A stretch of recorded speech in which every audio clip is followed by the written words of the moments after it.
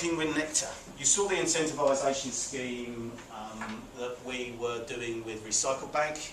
You know that we are very keen on this idea of nudging people into certain behaviour, types of behaviour. So the next question is, could you take a large provider like Nectar, who issue reward points and have an amazing market penetration? They have about 75% market penetration. The other interesting thing about them actually is, if you get a Nectar envelope landing through your door, you are, or 3/4 of people in this room are likely to open it, which is another quite startling statistic. It has that sort of power to actually elicit a certain particular response. So, if you work with Nectar, and if you offer people particular types of reward points, can you get them to engage in certain activity?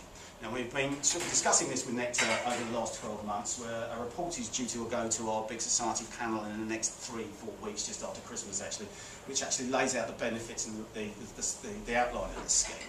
Hopefully it will be approved and we can go forward with this. But as the text in the slide says, there are certain areas which we are looking at. Working with Thames Valley Police to try and see if we can encourage the volunteering of special constables. General volunteering activities across the borough, where we actually streamline certain people into volunteering activities. Could be anything. It could be environmental volunteering, working with people, older people, etc. Or could we actually get people to be Doctor Street volunteers, which I talked about earlier. And then there's a certain amount of channel management, trying to get people to actually register for paperless billing, direct debits through the council, because that has an immediate knock-on saving to us. I don't know the answer to this at the moment. I would like to think it will have an effect. It's based on offering certain people a certain amount of reward for a certain type of activity. I would, however, leave you with this thought before we move on to the next slide. I think the power of this may not be in offering people rewards. I think the power of it may be in Nectar, the brand itself, nudging people or jogging people to do certain types of activity.